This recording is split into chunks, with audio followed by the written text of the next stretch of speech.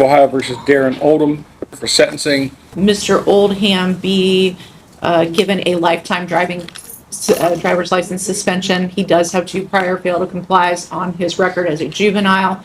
While we do acknowledge it would be a class 2 as opposed to a class 1 suspension, it still gives the court an option to have a lifetime suspension. And I believe at this point that is justified in Mr. Oldham's case. So we would be asking for that, as well as forfeiture of the firearm in the 977 case. Thank you, Your Honor. Your Honor, I know we had some conversations back in chambers. I know we've had conversations previously on this case as well.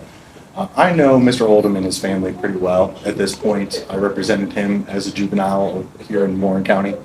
I know, obviously, his juvenile record, no way to sugarcoat it, is atrocious. He is still just 19 years old. He is 4 credits shy of graduating high school. He's indicated that he should be able to get that finished up in the next couple of months. That's a goal of his. He wants to be a businessman, Your Honor. And I will say, I think this is a situation where, unfortunately, he faced 0 consequences as a juvenile. And I think that led him to continue those bad decisions after turning the age of 18. I can say, based on my conversations with him and interactions with his family, I think 92 days is the jail time credit total. I think that those 92 days were a wake-up call for Mr. Oldham. That's by far the most time he's ever been incarcerated. Following that, he was on a GPS monitor from November of 25 until May the 14th of this year. And, Your Honor, while he was arrested in Greene County, my understanding, first, that case was dismissed. And my understanding is that warrant was from January 26th, and the offense itself predated either of these incidents. I would ask the court to consider placing Mr. Oldham on a maximum period of community control with a significant amount of suspended time, to give him the opportunity to show the court the kind of person that he is. Obviously, again, we have a number of prior adjudications, and then here we are in adult court, but he is still just 19 years old. He turns 20 in November. I know he's an intelligent young man. He's a thoughtful young man. And I think, unfortunately, he has, again, been with the wrong crowd and made bad decisions, which isn't to escape accountability. He's here because he entered pleas on both of these case numbers. But I did want to just kind of address that with the court, the fact that I know both he and his brother have been in trouble.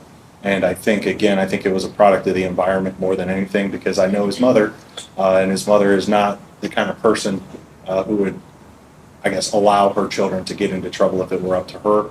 I know we had some discussions back in chambers. I wanted to clarify, his mother, in fact, her husband's in the Air Force. She moved to Colorado. My understanding is the intention is to relocate there for an ongoing period. I've spoken with Jerron. I think it'd probably be a good idea if he moved out there at some point to get away from the environment in Montgomery County. With that being said, Your Honor, again, 92 days jail time credit, and I'd ask the court to consider a suspended sentence. I know we had a joint recommendation of probation in this case. Mr. Oldham, anything you'd like me to know before I sentence you? Your Honor, I just want you to know that I'm good at taking self-accountability in the things I do. And I understand I was wrong and it won't happen again. Mr. Oldham, how many times have you stood before a judge and uttered those words? Never? Never. I find that hard to believe looking at your prior record. You have 1, 2, 3, 4, 5, 6, 7, 8, 9, 10, 11, 12, 13, 14, 15, 16, 17, 18, 18 prior adjudications as a juvenile. And we're talking pretty serious offenses here. We're talking felony receiving stolen property, several obstructions, a breaking and entering, carrying a concealed weapon, another breaking and entering, a grand theft, theft of motor vehicle, a burglary, another breaking and entering, 2 failure to complies, which is the offense you're in front of me for, another grand theft of an auto, felony receiving stolen property, and then there's is that a third failure to comply? How do you explain that? I mean, and then I look and see what the court has done for you. Suspended commitment, suspended commitment, suspended commitment. It doesn't seem that you've learned anything from your prior experience, extensive experience with the court system. Explain that to me. Alright.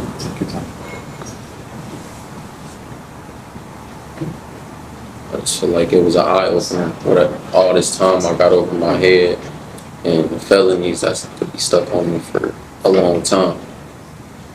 For a 19-year-old to have that many adjudications as a juvenile, and then as soon as you turn 18 and become an adult, you are immediately in my court on two separate indictments, two separate felony indictments, right? Mr. Oldham, I got to tell you, here in Warren County, we take this very seriously. Running from the police is unacceptable, period. We had a deputy that was killed a few years ago because someone ran from the police and struck the deputy. So at this time, the court is going to make a finding. Well, first off, I've considered the pre-sentence investigation, the purposes and the principles of sentencing, the relevant seriousness and recidivism factors. I am going to find today that you are not amenable to community control, and that prison is necessary to fulfill the purposes and the principles of sentence, including punishment, deterrence, and protection of the public. Number one, community control would not adequately punish you and would seriously demean the seriousness of this case. Prison is necessary due to your extensive criminal history. So, on case number 42968, which is the failure to comply, the first case, the court is going to order you to serve 12 months in prison on the failure to comply count and 12 months in prison on the receiving stolen property. By law, those are required to be served consecutive to each other. Your license is suspended for your lifetime at this point in time. On that case, court finds that you're indigent for the purpose of any fines, costs, or other financial sanctions. You have 92 days jail time credit on that case. Under case number 42977, the court's going to order you to serve 12 months in prison on that felony, 180 days in the Warren County Jail on the misdemeanor, that to be served concurrent with the felony, that case to be served concurrent with case number 42968. Court again will find that you're indigent on that case. The handgun is ordered to be forfeited. Now you're also subject to a discretionary period of post-release. Is it discretionary on the F4? Discretionary, yes. Which means upon your release from prison, the adult parole authority may supervise you for up to 2 years. If you violate that supervision, you can be returned to prison for up to 1/2 of this court's original sentence. If your violation is that you commit another felony, you can be returned to prison for 1 year or the period that you have left on PRC, whichever is longer. That time would run consecutive to any additional prison time that you get sentenced to. Now, there may be opportunities for you to receive up to 1 day per month for participating in certain education, vocation, or other programs sponsored by the Department of Corrections. You do have a right to appeal the court's decision of your sentence to the 12th District Court of Appeals. If you want to appeal, you must file your notice of appeal within 30 days of today's date. If you can't afford to pay for the transcript or anything necessary for your appeal, including an attorney, that can all be provided to you at no cost. Now, one more thing. I want to get your attention, sir. You understand what I'm saying?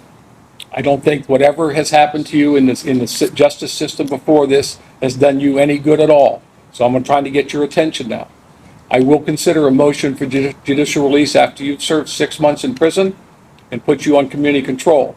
Now, condition of that is that I will not consider it if you go up to the institution and you get involved with the gang or you start breaking the rules of the institution. I'm just going to say no, and you'll serve out your time. But I want to give you an opportunity. I want to reach out and help you, but you're not getting the message so far. But I do want to still give you that hope that I plan on doing this down the road. Do you understand? Do you have any questions for me? All right, there's a deputy standing directly behind you at this time. You are remanded into the custody of the Warren County Sheriff's Office for transport to the Department of Corrections.